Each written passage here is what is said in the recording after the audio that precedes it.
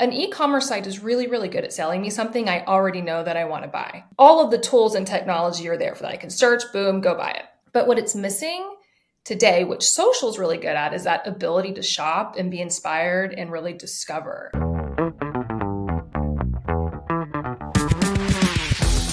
Hey Liz, welcome to the show. How are you? Hi, I'm good. Thanks for having me. Absolutely. We talk about different things that go from loyal brands and social browsers, UGC, CGC, different terms, right? That we all see all the time. But I'm very curious to go in depth today. But before we do that, usually I like to have the guest to tell about themselves using this thing called the map. Basically, it's divided in three different sections. There is the mission. So, what do you aim to achieve? The achievements, so anything that you are really proud of, could be in your life, could be career wise. And the last one is the purpose. So why do you do what you do? Before I get to the mission, I think about one of the most important things that we, both of us included as consumers, are faced with today is Mhm. we're just swarmed with disinformation. There's a lot of lack of trust that we have in platforms and brands and even celebrities Mhm. to a degree. And with Bazaar Voice, our mission is to make shopping radically transparent. And we do this by partnering with brands and retailers to create, collect, and really just deploy and display on their sites customer UGC. And so that helps a lot of our shoppers kind of create that transparency, validation, social proof, and really just that authenticity that they're going to trust what they're purchasing is the real thing. In terms of just like personal achievements, my entire background has been within digital media, but in particular, startups. So I've had the pleasure of working alongside Condé Nast and launching Teen Vogue magazine way back in the day, right? I went from there and launched a company called Blip, which was all webisodes, if you remember those. Mhm. They were acquired by the Maker Studios company. There, we worked with high profile YouTubers and worked with brand partnerships and branded entertainment. Maker was acquired by the Walt Disney Company. And from there, I went and worked at a company called Tenor, which is known as the GIF keyboard, and they were quickly acquired by Google. So now, and today, I have the privilege of working at BazaarVoice, but I work on two parts of our product that are recent acquisitions of some smaller startups. And so I still kind of get that startup vibe within a little bit of a larger company. And so now with these two acquisitions that I'm working on, which are our social software products, one of them is social commerce. And so that is really thinking about how can a brand or retailer tap into a piece of social content and turn it into a shoppable experience, right? And then the second one is all about influencer marketing. So we made an acquisition at the end of last year, actually, of a company called Affable.ai. So it's an end-to-end influencer marketing platform that's powered by AI. And so I feel like now my purpose is really around helping brands and retailers understand that UGC is not just ratings and reviews on your website. Mhm. Customers want to see that social content in the form of like the photos and videos also on your site, on social, email, all over the funnel. And also before we go there, but it's funny also I met the founder of Affable some time ago. It's a small world, right? And they created economy. So at the end of the day, Yeah, we kind of know Nisard. each other. Yeah, we met. We Yeah, met. he's So great. You love him. very nice. And also nice where you say that you know a bit of both world, right? Like the corporate and then the startups, you can learn from both, right? So that I think it's very great to have it. Many times, even like if you're in a startup, you don't understand certain place, right? That happens in the corporate and vice versa. So I think it's very important to have both. Yeah, absolutely. And it's really fun to do that, right? Like to be able to Mhm. bridge that gap by taking something small and making it bigger within the company. This is where the growth is. And I think like when you think about Bazaar Voice, it's the leader and really the nascent Mhm. technology in ratings and reviews and that type of UGC. Yeah. And the leadership had that foresight to say, like, it's all on social now. We've got to be able to help customers understand and link that bridge from a UGC standpoint. What is the process, right, of converting basically users online, right? They're just Mhm. browsing your website, your e-commerce. How do we go from just browsing to one purchase that is like a easy step, not an easy step, right? But it is kind of easier compared to then how do we become like really like loyal, right? Yeah. As buyers. Any strategies there? Anything that you can recommend? Yeah, there's a lot of different schools of thought, different strategies. I like to kind of distill it down to really three steps for a Hmm. brand or retailer to really grasp and understand. Um, First and foremost is around your content mix, right? So, curating and creating a really healthy content mix. That means for a brand, you don't want to overinvest or over rely on your own content. We know that consumers want to see social UGC on your website. They want to see it there. They've told us that. And I think that that's incredibly important because a lot of times, what I don't think people understand is that what the social content provides for other shoppers is there's more points of view, not just the brand's point of Hmm. view. And I think that that's really important. The second step is more like starting on social, right? So you have your healthy mix of content. You want to make sure that you're utilizing that content first in your paid ad strategy. Using, not just using your branded content, people will take the video reviews of their products and they'll create ads out of that, right? I Hmm. think second is utilizing the shops available to you on these social media platforms. Some brands do this, some don't. I think that that's incredibly important because people are browsing and discovering on social. A lot of people are comfortable purchasing on these social media platforms, right? The third thing from a social lens, not the third step, just the third thing from the social Hmm. lens is we've been conditioned as shoppers when we're browsing to go to the link in bio, right? And that's going Hmm. to take you to where you should go learn more. One of the biggest pieces here is don't just link to your homepage. Oh yeah. That's really tough for shoppers. You want to Hmm. make a very clear path to purchase. I want to be able to find that image that inspired me to click on it so that I can go Hmm. learn about that image on your website to purchase it, right? So make it easy. Otherwise, I'm out. The third step, and this is like my favorite, I think, is, and Hmm. I always say, like, don't let social have all the fun, right? Put your social content everywhere, all over the place. Don't Hmm. just put it up on Instagram and TikTok. Take TikTok and create a really cool TikTok gallery on your website that people can go scroll and they can click and they can shop. I think what people don't think about from an e-commerce lens, and maybe even this is, companies are so siloed between teams too, is that an e-commerce site is really, really good at selling me something I already know that I want to buy, right? Like all of the tools and technology are there for that. I can search, boom, go buy it. But what it's missing today, which social is really good at, is that ability to shop and be inspired and really discover. And so when you bring that social content to your website, you recreate that experience. And that's when you start to see your time on site goes up. We see it up to Yeah. 300% lift. Your Wow. conversion goes up by over 140% when you start to display that social content on your site. I like when you say, I saw something, I want to, an easy way just to get there. And this also makes me think when there are like, bundle offers, right? It's difficult to find them sometimes maybe the website, but if I find it like an influencer or a creator or someone like a friend that told me like, there's this offer going on, I don't want to go on the website, search for it, I have to find like a promo code and everything. So I like the idea of just going there, easy way, like, just I find it, I click on it, right? I convert basically. And I can shop it. Like, make it Yeah, easy for me. That's how you're going to exactly. make me be a buyer really quickly, right? Yeah, Exactly. Also because if not, you have like, analysis paralysis, right? On the home page, there are so many links to click on, so many images. You get like, okay, there is too many things to look at. Like at the supermarket, right? The shelf is you're there, out. too many Yeah, options. I'm out, right? The bounce rate of your website is going to be higher. Many people are it going is to just high. click on one thing and then, right? So I absolutely agree with that. And Absolutely. also, I like the thing about the social media like aspects on the website because many times we think that people find us on social media, but what if they Google us, right? They find us there. They didn't know about our social like media. Then we can embed them there, and then from there, right?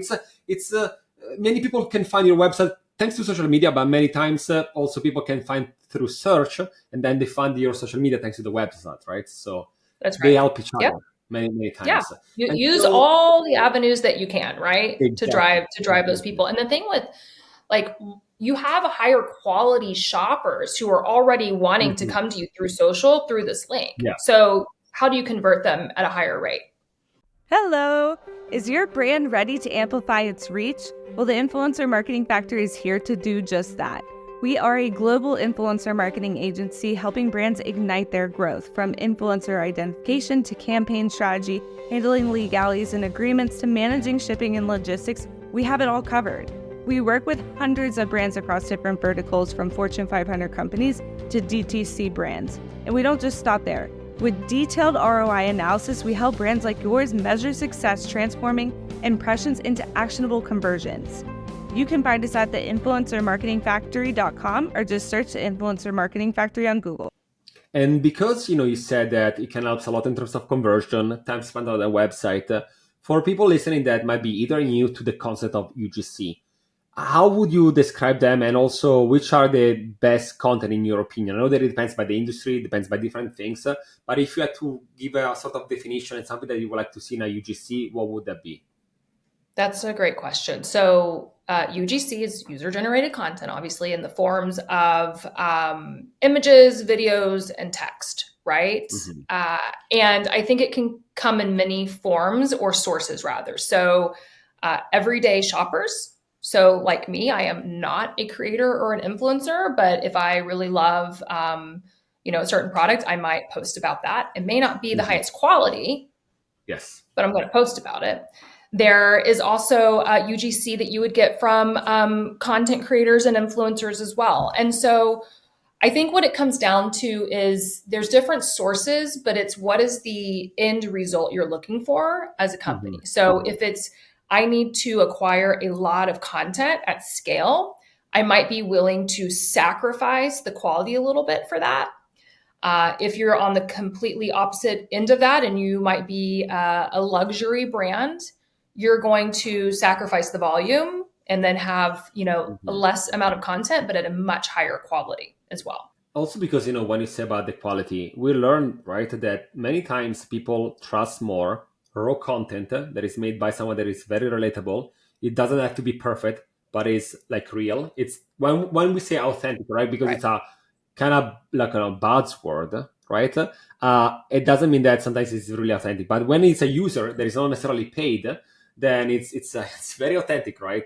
And can gives a lot of value, Right. right? So that's the It difference. is. And I think like the word quality is also so subjective. Quality means so many different things to every single human being. And so that's always a really interesting conversation. And so we have a team that's working to distill that and identify and create best practices for brands who want to help define that. Actually, when I think about reviews, right? Anytime that I go there, for many years it was only text, like long text to read through, and then finally we started getting like images made by Mhm. real people, so we know that are not paid. They're like they give you the ins and outs of something, and you can really see if you like it. But now with videos, it's where you can really see how to use a product. How looking like in my apartment, let's say, does it fit well, what type of colors, like can you turn it and see how it looks like in different position and everything. So I think that is like huge if you think about it, right? Like it gives so much Huge. more. Always. I always, it never fails when I'm purchasing clothes. It's Hmm. always going to look perfect on the model. Always. I always scroll down to say, what does this really look like on real people? I Hmm. always do it. And I scroll down to see like, is it really that high quality looking as it does in this image? A lot of times it's not. And so Yeah. I won't buy it. Or maybe, the majority of the reviews and images and videos, which I'm loving the Yes. review videos today, can convince me otherwise. So I think that they're critical for impacting the shopping. So yeah, like tell me a bit more also, like how your company is also helping, right? Connecting all these different points together. Let's talk about the shopping journey, right? So we like already said about reviews, but also what about shopping recommendation? What about inspiration? Can you tell me a bit more, like all that is way more important these days to upsell, cross sell, online buyer? Our network is massive. We're working with over 13,000 brands and retailers.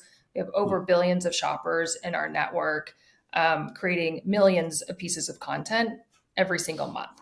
And so we work with brands and retailers from a content acquisition standpoint, meaning if you're launching a product or you might have a product that doesn't have enough UGC for it, whether that's ratings and reviews or social content, we can tap into different communities to help you get that content, whether that's via sampling or utilizing Affable, for example, to tap creators on your behalf. So we can help you create the content, sampling, paid, whatever that looks like. We can also help you collect the content. So when you think about brands that might have a really strong social strategy, they probably have an insane amount of social content in the social ecosystem. They just need a tool to actually pull all that content in and like curate it, go in and moderate it, product tag it, deploy it across the board. And then most importantly is, I think, the insights for all of this. You want to be able to like actually measure the entire impact of a piece of content all the way through the funnel. And so like with BazaarVoice, we can help do that for them. I think that's where we are different though, is that it's very full funnel for us in terms of like, you might have one piece of content that maybe you paid a creator to create for you. We can actually measure that piece of content from engagement at top of funnel all the way down to how many sales did that one piece of content drive for you on your website.